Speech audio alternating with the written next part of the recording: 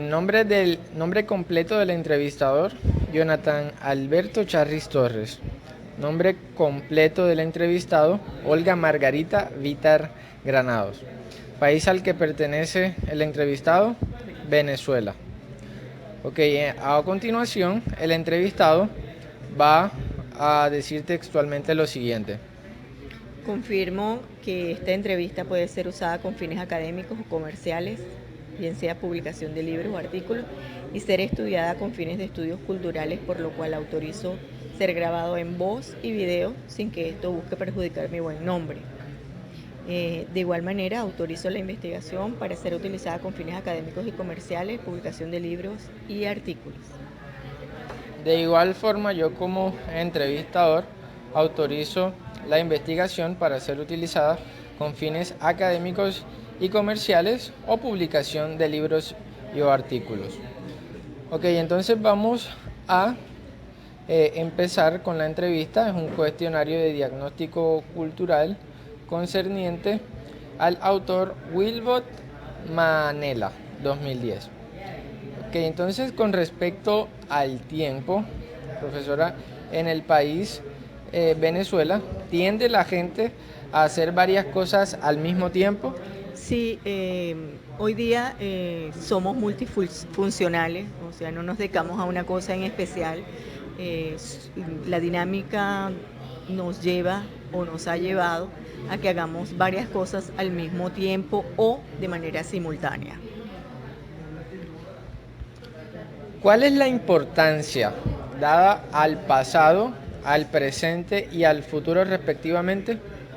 Bueno, en mi país esto se ha trastocado un poco porque precisamente las condiciones que hoy día vivimos es por no haber valorado claramente el pasado. El presente nos está como pasando cuenta, factura, y el futuro pues se avisora si no hacemos una retrospectiva de pasado y lo que estamos viviendo, pues el futuro sería como incierto. ¿Qué significa estar a tiempo en Venezuela? Bueno, estar a tiempo en Venezuela es cumplir responsablemente con un horario establecido para. Puede ser, mira, una entrevista o puede ser llegar a cenar a la casa, ir a buscar a los niños al colegio o hacer tu trabajo. O sea, estar a tiempo es cumplir realmente con la responsabilidad de un horario, ser puntual. Bien, entonces pasando pues a otro ítem con respecto al autor, ahora vamos a tocar el tema o hablar sobre reglas, valores y la orientación de los valores en la sociedad venezolana. ¿Cuáles son los objetivos o el sentido de la educación en su país? Bueno, en mi país la educación es uno de los derechos fundamentales que tenemos y debe ser, de hecho, está garantizado para todos los niveles y todas las clases sociales. ¿Sí? Sin embargo, últimamente se ha venido como sesgando ese derecho eh, por cuestiones de ideología política. Pero el fin de la educación, el objetivo que persigue la educación es precisamente desarrollar a su ciudadanía para tender a crecer y a convertirnos en una sociedad educada. Ok. La siguiente pregunta es, ¿cómo son transmitidas la historia y tradiciones a las siguientes generaciones? Eso está muy asociado con la vocería, es decir, eso es, las abuelas cuentan, es familiar más que cualquier otra cosa, porque anteriormente era a partir de la educación donde se manejaban las tradiciones y costumbres que eran exaltadas como fechas específicas en la dinámica escolar, como parte de esa valoración e identidad de los ciudadanos. Pero eso, como muchas otras cosas en el país, ha ido desplazándose, ¿no? Pero sigue estando la oralidad a través de la familia y de las generaciones más antiguas, en este caso los abuelos. Ok. Bien, siguiente pregunta. ¿Cuál es la posición o el lugar de la religión en la sociedad venezolana? No, nosotros somos un país netamente católico, ferviente, mariano, porque tenemos vírgenes en cada estado de Venezuela y hay una veneración por la Virgen María en cualquiera de sus manifestaciones, pero es un país católico, netamente católico. Ok. ¿Cuáles son las etapas, periodos y transiciones importantes de la vida de un venezolano? Mira, su niñez, porque marca el, el camino a seguir, es allí donde se aprovecha para la formación en valores en el hogar. Luego tenemos una etapa muy sustancial que es la etapa de la adolescencia. Eh, la crisis en Venezuela hoy día ha atacado mucho a lo que es la infancia y los adolescentes, alejándolos un poco del camino que la sociedad establece como aquel que te permite desarrollarte claramente. Y bueno, la etapa de la adolescencia a la adultez, a la madurez, que en mi país, bueno, podemos tener jóvenes de 18 años muy maduros y adultos de 40 muy adolescentes. Ok. En la siguiente pregunta, los padres esperan y aspiran que sus niños integren la cultura predominante, la lengua o el dialecto. Esa es una lucha en la sociedad venezolana. Los padres todavía queremos que nuestros hijos sigan las directrices que nosotros les damos, pero la dinámica global, la influencia de internet, de las redes sociales, eso es algo con lo que los padres estamos luchando. Pero sí, lo que queremos es que siga esa tradición, ¿no? Que haya esa cultura predominante de identidad en el venezolano.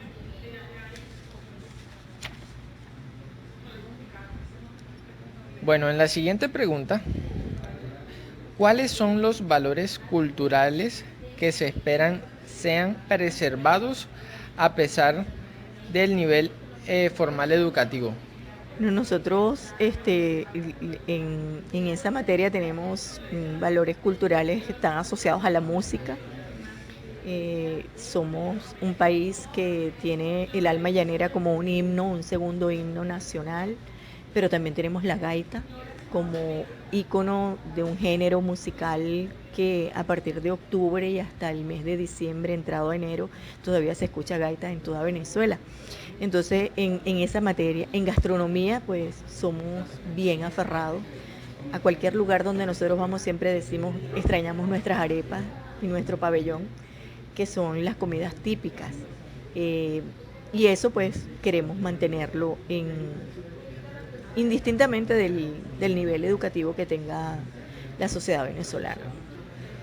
Ok, última pregunta de este ítem. ¿Cuáles fiestas públicas nacionales son celebradas y por qué motivo? A ver, en nuestro país hay unas fiestas públicas como que están, si se quiere, sectorizadas, pero tenemos las que van religiosamente, vamos a decirlo así, que por ejemplo la Feria de la Chinita en Maracaibo, en el estado Zulia, es ícono en toda Venezuela e inclusive a nivel internacional. Tenemos también la Feria de San Sebastián en el Táchira, que se da en enero, que es como una especie de copia de lo que se hace a nivel taurino en España, ¿sí? Se da allí. Tenemos a nivel del centro los Diablos de Yare, es una manifestación cultural, musical, que también se da a nivel nacional, tiene repercusión nacional. Y bueno, más que todo está en la independencia de nuestro país. Bueno, pasando al siguiente ítem, ahora vamos a hablar con respecto a la relación del individuo, acciones y decisiones. Bien, en la primera pregunta de este ítem tenemos cuáles miembros de una organización se supone que deben cuidar? En nuestra cultura venezolana, los miembros de la familia que más se cuidan son los niños, ¿sí? Tal vez porque son los más vulnerables, son aquellos a los que nos dedicamos más, no tanto así a los ancianos. Nuestro mayor énfasis está en los niños, ¿sí? Los niños, y en segundo plano pues los ancianos, pero primordialmente los niños. Ok, en la siguiente pregunta, ¿a quién ellos y su familia cercana o el grupo al que pertenecen deben su lealtad? En este caso, por ejemplo, le deben la lealtad al presidente, al papá, a la mamá. Dentro de la familia, pues es parental, ¿no? Es precisamente a los padres. En nuestra sociedad venezolana tenemos la figura de la madre en un 80%. ¿Sí? El padre casi no está presente en el hogar y las madres, pues, solas levantan a sus muchachos. Entonces, yo pienso que la fidelidad está hacia la madre. Pero cuando se refiere que levantan a sus hijos, es decir, el papá trabaja y la mamá se queda El con papá los está niños. ausente. Ah, ok. El papá está ausente regularmente y eso es un flagelo en nuestra sociedad venezolana. Son muchas madres solteras. Sí, es lo que prima. Cuando es el grupo familiar constituido, pues entonces sí, el padre, en la familia venezolana trabaja padre y madre, de lo contrario no hay la oportunidad de tener las condiciones mínimas para poder cubrir las necesidades de la familia. Entonces ambos representan aquellos seres a los que hay que cuidar. Ok, entonces ahora en esta pregunta, ¿quiénes son considerados como miembros de la familia? Para nuestra cultura no hay un núcleo pequeño, en nuestra cultura el núcleo es ampliado, es decir que papá, mamá, abuela, abuelo, tío, eso forma parte de los miembros de la familia. Ok, ¿qué derechos, roles y responsabilidades tienen los miembros de la familia? Bueno, cuando hay una familia constituida, pues el papá representa la autoridad. ¿Sí? No quiere decir que la mamá no lo sea, pero es como más flexible. Pero el papá es la figura de autoridad y poder dentro del grupo familiar. Cuando es ausente la figura paterna, pues entonces la madre cubre ese papel en el campo. Y las responsabilidades, roles y derechos los desarrollan ellos. Ok.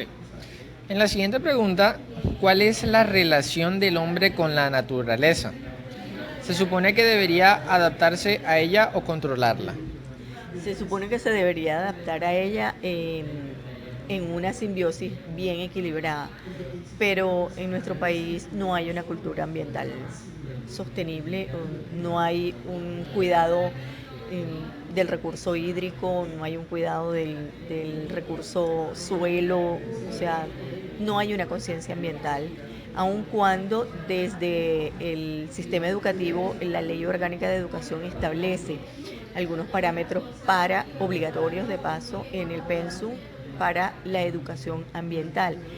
Pero de nada sirve si lo hacemos en la escuela y en el entorno esas prácticas no se dan.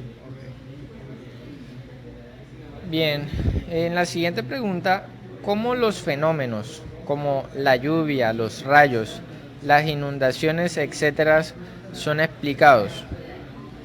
Bueno, son explicados como fenómenos propios del ciclo de la vida biológica, son naturales, aun cuando las culturas, nosotros tenemos culturas guayú y culturas en el área del Amazonas, siyupas, no se me escapa el otro, que ellos lo ven como parte de castigos que dan los dioses por el trato inadecuado a la madre tierra y que se manifiesta en esas formas. Pero en la parte cultural, o sea, ciudad, lo urbano, común. Listo, como última pregunta de este ítem, ¿cuáles factores pueden ser considerados como fuente de verdad? Eh, a ver, en la sociedad venezolana tenemos referentes. Es la persona que nos inspira confianza. Por ejemplo, la maestra, aún todavía, o sea, los maestros aún todavía gozan de ese referente válido para los jóvenes. Y en la familia, pues, los padres. Y aquellos donde están como un poco disociados, pues aquellos líderes sociales o de la comunidad, positivos o no, son los que son la figura de que les da esa credibilidad y confianza, ¿no? Bien, pasando al siguiente ítem, vamos a hacer preguntas en cuanto a la relación a espacio y territorio. La primera pregunta de este ítem es, ¿cuáles temas son considerados privados y cuáles son considerados el público? ¿Y cuál es el público? Sí, bueno, temas considerados privados en la sociedad venezolana es la familia. O sea, las cosas que suceden en la familia no deben ser de objeto público. Sí, eso debe mantenerse privado. Y dentro de lo público, todo aquello que nos permite la Constitución. Sin embargo, a veces nos excedemos.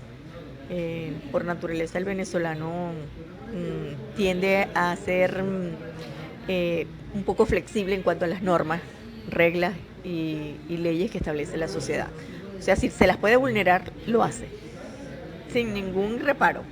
Ok, en esta misma pregunta, ¿de qué tienen el derecho de hablar? ¿La familia es un asunto para hablar? No, definitivamente, a ver, en la familia podemos hablar con nuestros familiares, a lo interno, pero de la familia, fuera del entorno y núcleo familiar, no debería hacerse. En eso somos bien cuidadosos. Pero como te digo, eso depende, eso es cultural. Hay estratos sociales que divulgan absolutamente todo lo que sucede en los hogares. Los niños de escasos recursos, por ejemplo, te puedo dar el caso de las instituciones educativas de escasos recursos, los niños cuentan absolutamente todo lo que sucede en su casa. Es de conocimiento público. Ok. ¿Cuáles sitios son considerados privados y cuáles son considerados públicos? Bueno, los sitios que son considerados privados, por ejemplo, en una familia, las habitaciones. O sea, la visita no tiene por qué pasar hasta las habitaciones. O sea, llega hasta el lobby, hasta la sala, hasta ahí llega. ¿Sí? Y ese es el espacio dentro de la familia también público, el que puede entrar otra persona, pero en la familia las habitaciones son absolutamente privadas. En las organizaciones, pues, tenemos las oficinas de los gerentes, que a menos que te inviten a pasar, pues, definitivamente tú no pasas, ¿sí? ¿Es común invitar a colegas a casa o miembros de la familia a reuniones corporativas? Hay empresas que sí lo hacen, o sea, sí lo permiten. Sin embargo, la mayoría de las empresas no mezcla familia con trabajo. Si hay alguna reunión social de la empresa o alguna reunión corporativa, pues solamente va el funcionario o el empleado. Y no va nadie más. Escasas excepciones. Y al hogar, pues sí, se invita a colegas, por ejemplo, a una parrillada los domingos o jugar dominó, que eso es común en los venezolanos. Okay. En la siguiente pregunta tenemos ¿cuál es la distancia deseable que deberían guardar entre ustedes y un interlocutor? Entre 15 y 45 centímetros, entre 45 y 75 centímetros o entre 75 y 1.25 metros. A ver, ese nivel de proxemia, eso va a depender de los niveles de confianza. Okay. ¿Sí? Evidentemente, si se está uno recién conociendo, pues la proxemia muy cercana no va, estaría entre los 45 y 75 o tal vez los 75 centímetros. Es decir, nada que invada mi territorio de espacio privado, ¿no? Pero si somos conocidos, cercanos, pues mira, hasta 15 centímetros, porque somos muy filiales, hasta con los amigos, ¿sí? Vivimos como que apapachando a los amigos, o sea, nos tocamos sin que eso represente una insinuación de otra naturaleza, o sea, es propio para nosotros, no así en otras culturas, evidentemente. Ok. En la última pregunta de este ítem, ¿hay diferencias claras entre oficinas en las empresas? Sí, sí, evidentemente sí las hay. Por ejemplo, tenemos las oficinas de gestión humana, en Venezuela se llaman de recursos humanos. Esa es como una oficina al que solamente vas si tienes problemas, al igual que la oficina de jurídico. Entonces, hay diferencias. Mientras que tú puedes ir a otros espacios de oficina con bastante libertad.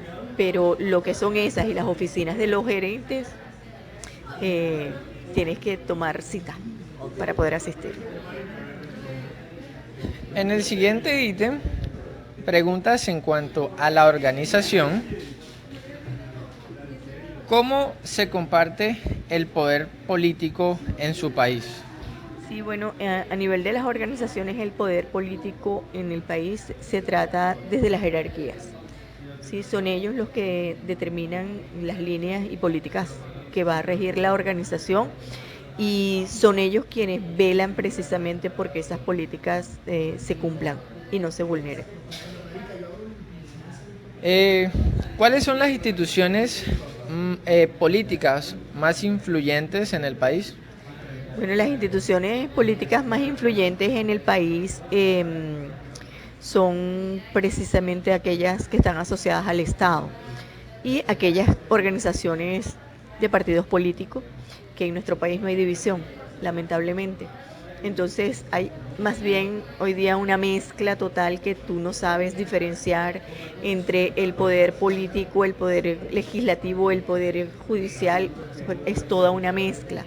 ¿Sí? Entonces eso no genera confianza en la sociedad y inclusive para tú ascender, tener un trabajo, cualquier otra cosa, debes primero pasar por el partido de gobierno para que te dé la buena pro. Ok. ¿Cómo se conectan las personas entre sí en Venezuela? En las organizaciones eh, se utilizan mucho las redes sociales eh, cuando hay electricidad hoy día. Sí, pero regularmente son las redes sociales y por vía telefónica y mucho el cara a cara. O sí, también por vía email. Esas son las vías. ¿Sí? Eh, bueno, en esta pregunta, ¿cuáles son las instituciones sociales más influyentes? Bueno, desde el punto de vista social, pues tenemos a las iglesias, son las que más influyen en Venezuela. Hay un grupo que está en Latinoamérica, que es Fe y Alegría, es un grupo que goza de todo el reconocimiento y la credibilidad de la sociedad venezolana y es sumamente influyente, al igual que la parte religiosa, o sea, el arzobispado, lo que representa la iglesia. Es hasta ahorita los que tienen credibilidad y reconocimiento. ¿Cuál es el modelo económico vigente? Bueno, en nuestro país, mira, seguimos siendo capitalistas. Hay un modelo económico que ellos llaman socialismo eh, del siglo XXI que ellos mismos no logran entender, pero en sus prácticas es un capitalismo neto, absolutamente salvaje, como dirían anteriormente, porque allí todo, todo se basa en la importación, la exportación eh, y en los monopolios. Hay mucho monopolio, mucha concentración de poder económico en muy pocas manos. Ok. Pasando a la siguiente pregunta, ¿qué ocupaciones se consideran de prestigio y por qué? Bueno, a ver, todavía en nuestro país las ocupaciones son las de cargos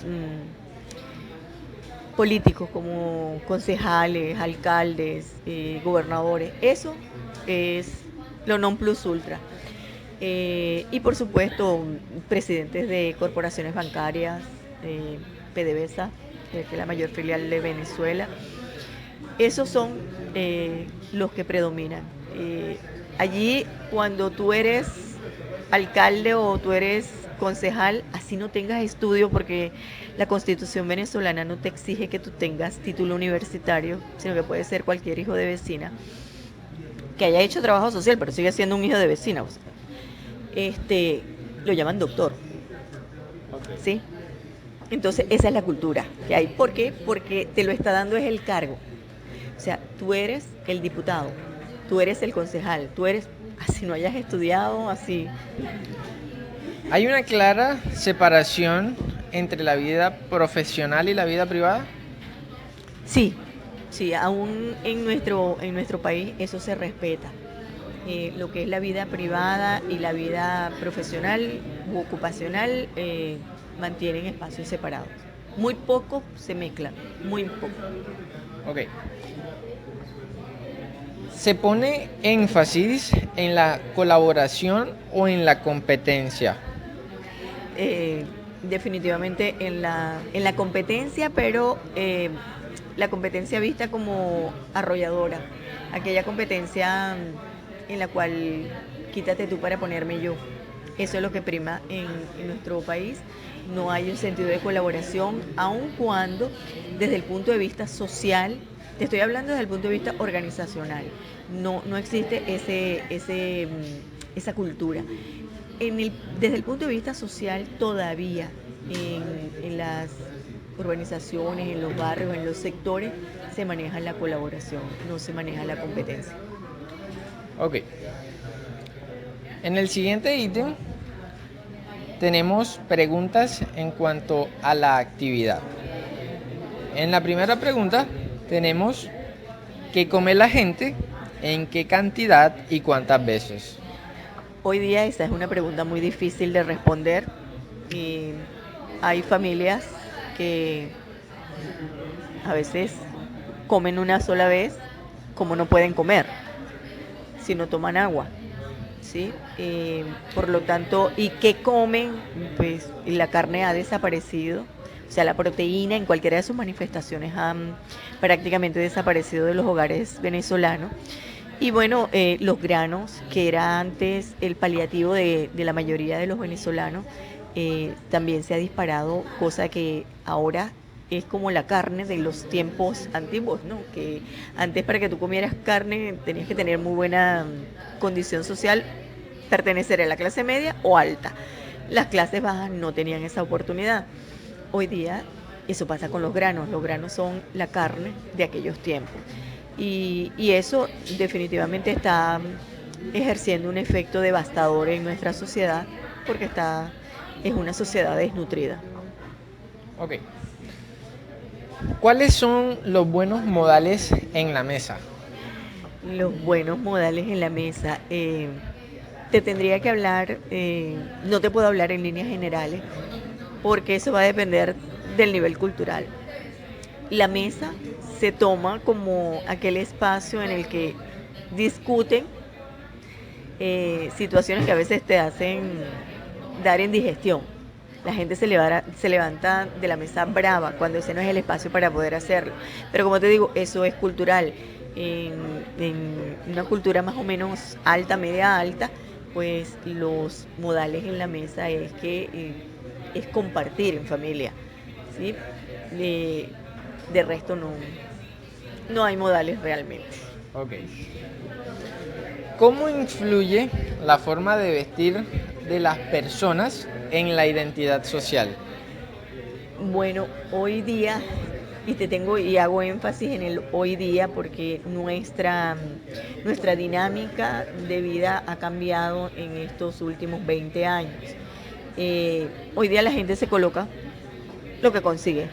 Por lo tanto, determinar un outfit para un momento en específico, ya eso no existe, te colocas lo que hay y ya lo que hay te queda grande porque ya has bajado mucho de peso.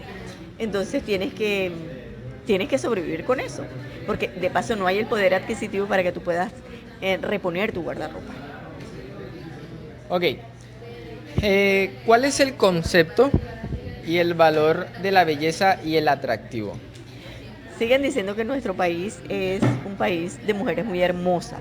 Y sí, es cierto, porque se llevan por los certámenes de belleza, donde realmente hemos tenido muy buena participación, pero eso no es lo que prima, no debe primar en la sociedad venezolana.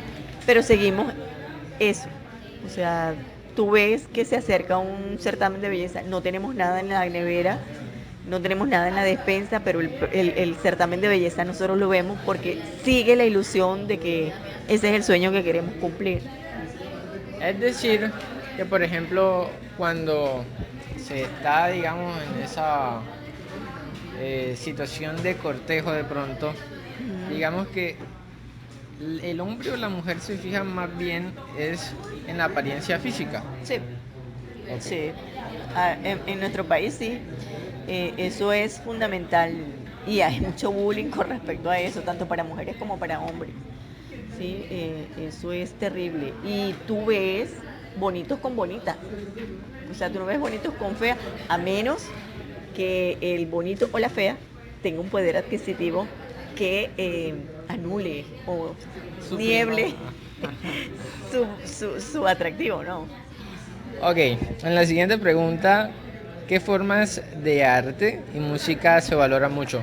Sí, a ver, hoy día tenemos muchas influencias de géneros musicales, pero nosotros seguimos siendo bastante apegados a lo que es nuestra cultura musical y artística. Nosotros tenemos grandes artistas plásticos y tenemos grandes cantantes, grandes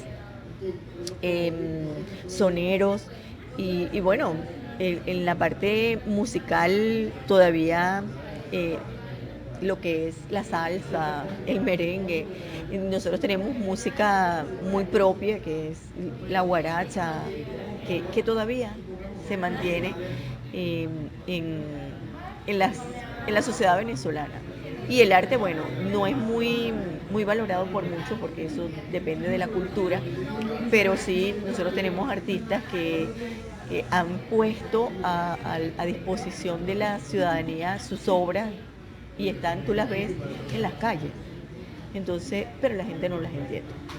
Pero cuando se refiere a obras, ¿a qué específicamente? ¿A qué tipo de Esculturas, murales que han hecho los mismos artistas. Por ejemplo, Cruz 10, recientemente fallecido, dejó murales por toda Venezuela y otros países del mundo. Sí, pero la gente no lo entiende. Ve rayas, pero no tienen cultura. Ok, ¿qué formas de arte y música se consideran apropiadas para los niños en la actualidad? No, en la actualidad te puedes imaginar, eso es reggaetón, eso es hip hop, eso es, o sea, música que no es para niños, no es para niños porque los niños no la entienden, sobre todo la letra de esas músicas, de esas músicas que son terribles, eso atentan contra Dios, contra todo lo que establece la sociedad. Pero bueno, está la libertad de expresión y como te dije anteriormente, nuestra sociedad es de mucha madre soltera y mucha madre soltera muy joven. Entonces, una niña de 15 años que ya tiene hijo de 3, 4 años, te puedes imaginar, a ella le gusta el reggaetón. ¿Qué es lo que le va a enseñar al niño? El reggaetón.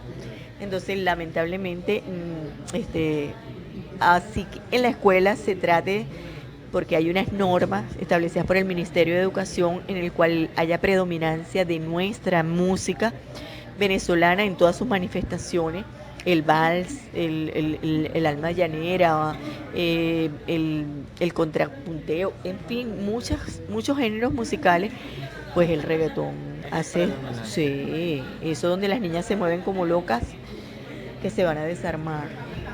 Bueno, en la última pregunta, eh, ¿identifica fuertes símbolos culturales o hay identificación en fuertes símbolos culturales como las banderas, himnos, etcétera? Sí, la bandera venezolana hoy día ha tomado un lugar preponderante. Y, y como te dije anteriormente, uno de los géneros musicales que es como un himno para nosotros, el alma llanera y la gaita. Pero también tenemos hoy día, por ejemplo, la canción de Venezuela, que ha sido asumida como un segundo himno, sobre todo por la diáspora de migración que ha habido en nuestro país. Ok. Ahora vamos a realizar preguntas en cuanto a la relación con la incertidumbre. En la primera pregunta tenemos, ¿cuál es el papel de las reglas? No, mira, como te dije en un segmento anterior, el venezolano si puede saltarse las reglas lo va a hacer.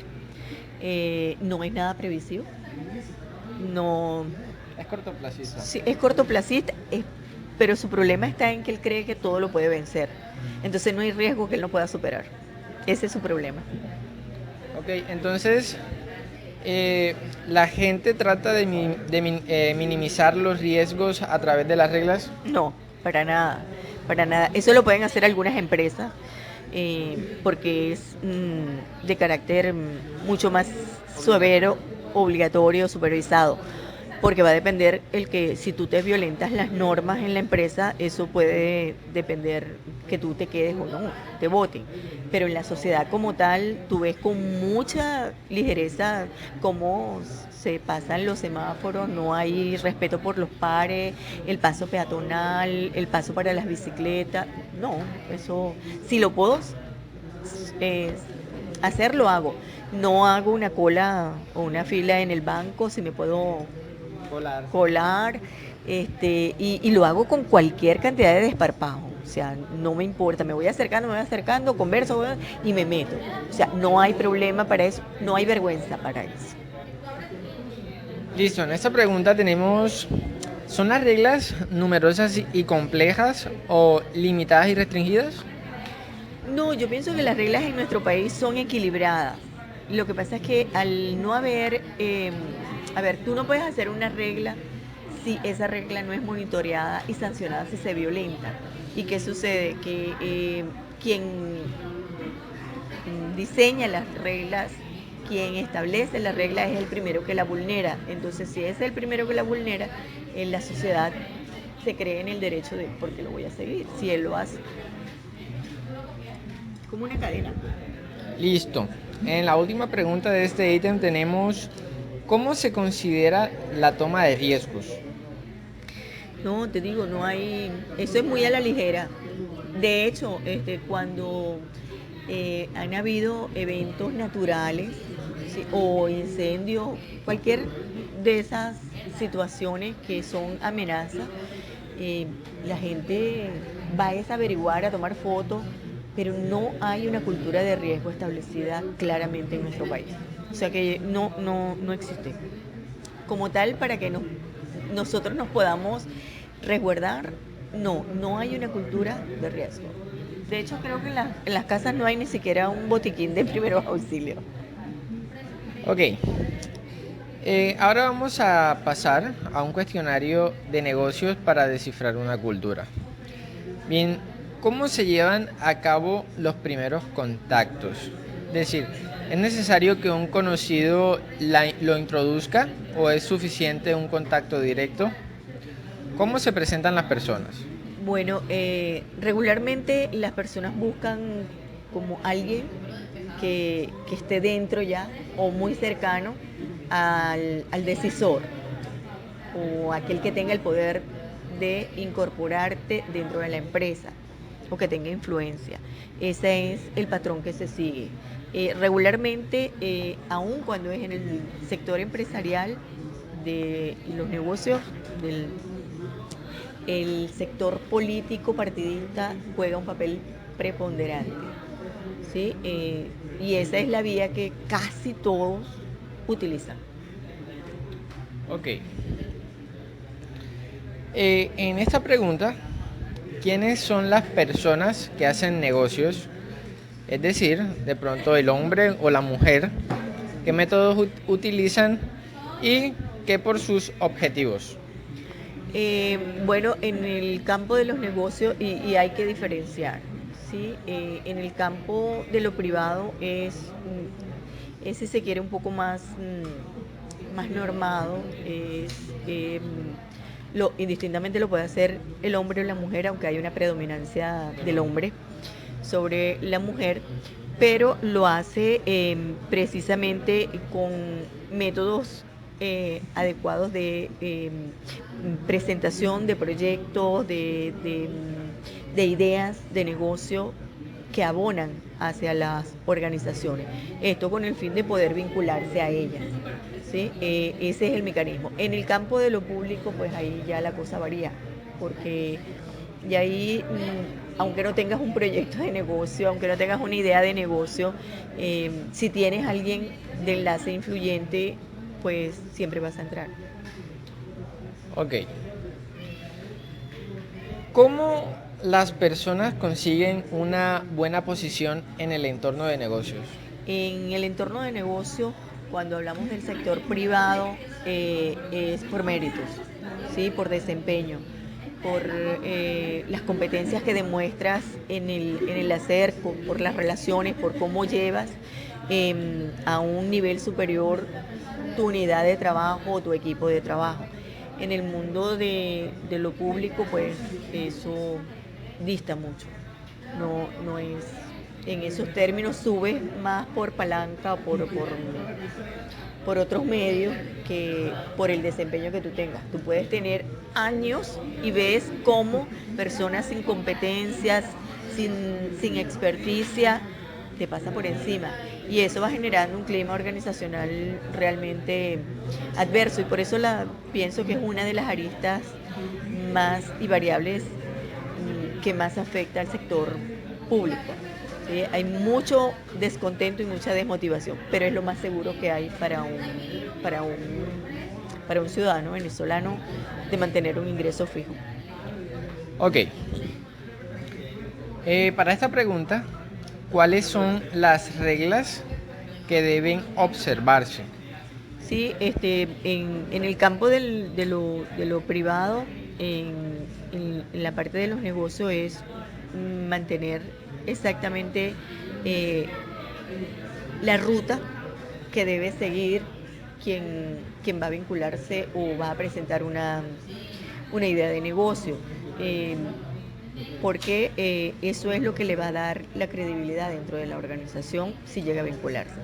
En el sector público, pues las reglas son muy flexibles, muy livianas, muy... Se salta, sí. Ok, para esta pregunta, ¿se recomienda invertir tiempo en establecer relaciones y construir confianza de antemano? Es uno de los elementos, ¿sí? El reconocimiento que tenga la persona que va a presentar el negocio o que quiera vincularse al negocio debe ser de probidad en el sector privado.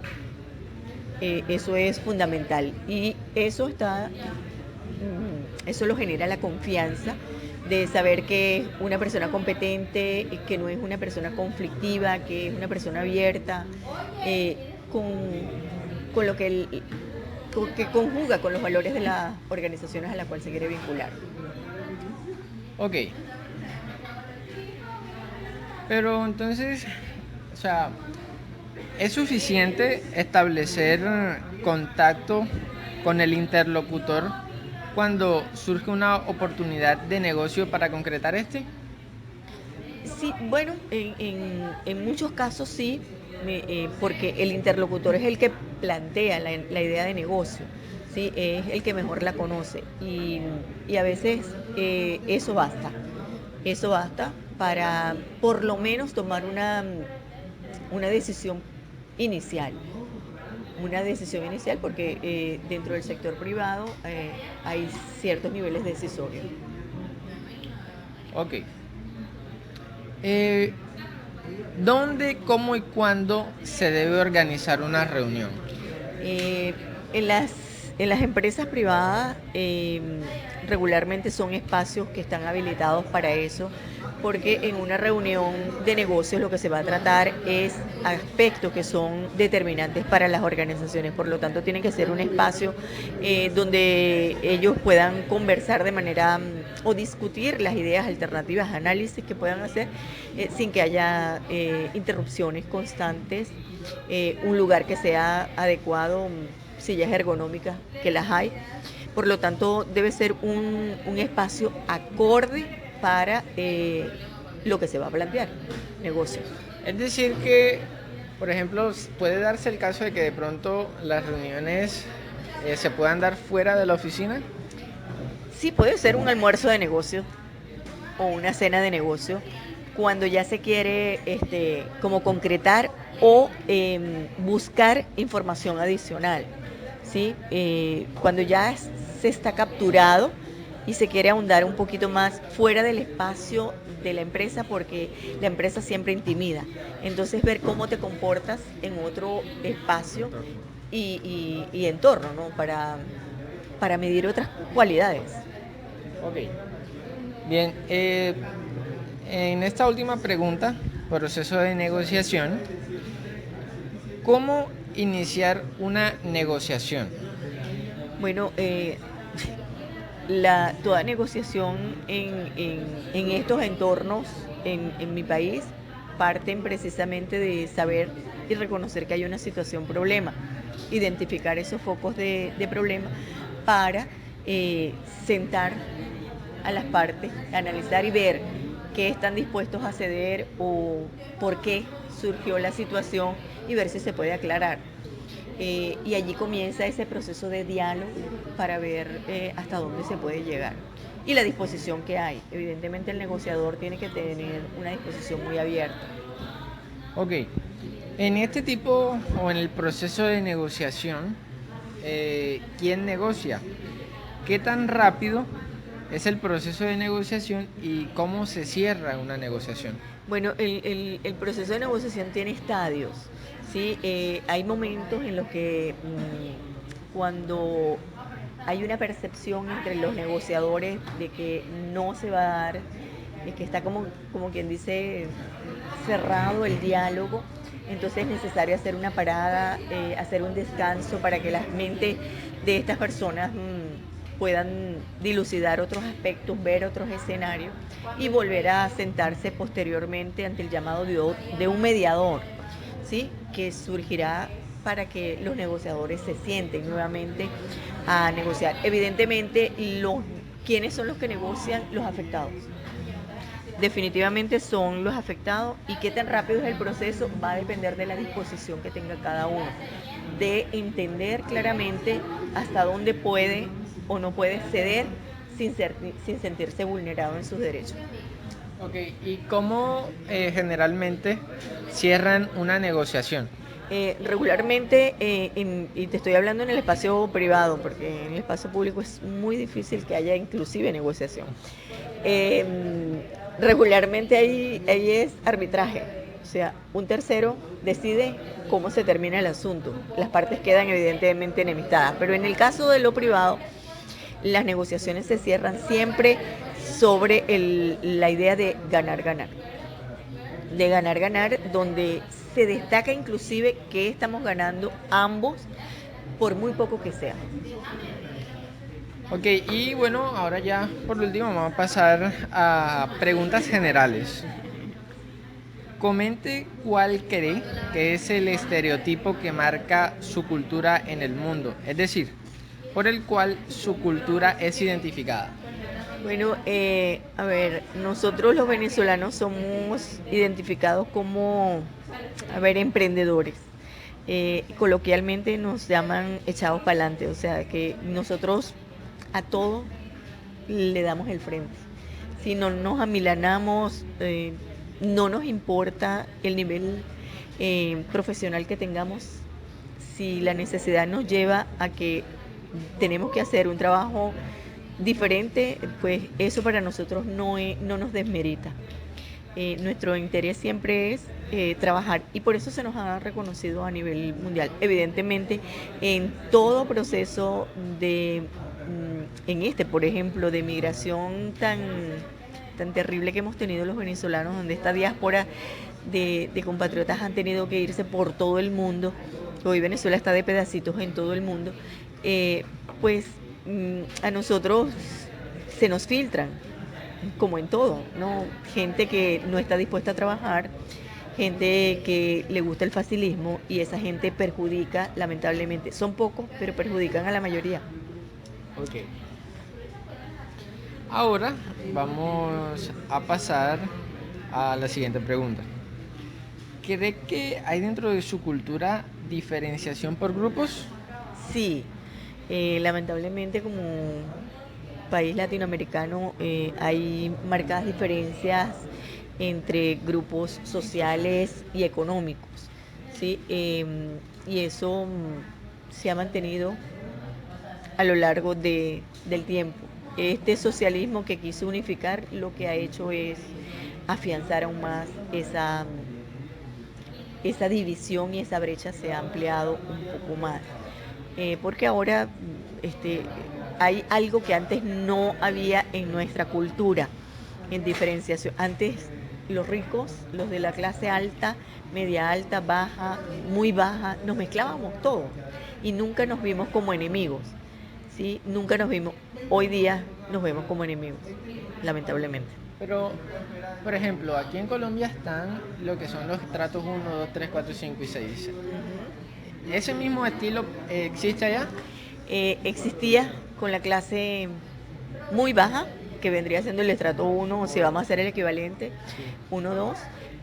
La clase baja, y por eso te digo 1 y 2, no, el muy bajo era el 1, la clase baja era el 2, la clase media era 3, 4, ¿sí? Porque estábamos ahí, había una media alta, que vendría siendo el estrato 5, y estaba la alta, que todavía está, ahora ha crecido. Bueno, ¿existe algún tipo de jerarquización social y económica? Sí, pues evidentemente producto de esa diferenciación y esa brecha que se ha afianzado, pues sí, hay una jerarquización social, como te decía anteriormente, baja, muy baja, alta, media, y la clase media ya desapareció de Venezuela. Ahora hay pobres, muy pobres, y hay ricos y muy ricos. Bueno, ahora, ¿qué entiende usted por multiculturalismo? Bueno, Venezuela es un país multicultural. Nosotros, te puedo dar mi ejemplo, yo soy hija de un inmigrante árabe casado con una andina, ¿sí? Mi primer matrimonio fue con un colombiano, o sea, entonces son cosas de descendiente colombiano. Él no era colombiano por nacimiento, pero era descendiente colombiano. Entonces, tenemos portugueses, italianos, o sea que nosotros tenemos una diversidad cultural que es muy rica. Es lo que nos hace que podamos estar hoy día en esa diáspora que estamos y no nos sintamos como que desconocidos en esas culturas. Porque hemos convivido con ellos, hemos convivido con árabes, con portugueses, con alemanes, con mexicanos, con cubanos, con colombianos, con ecuatorianos, peruanos, en fin, con todos. Ok.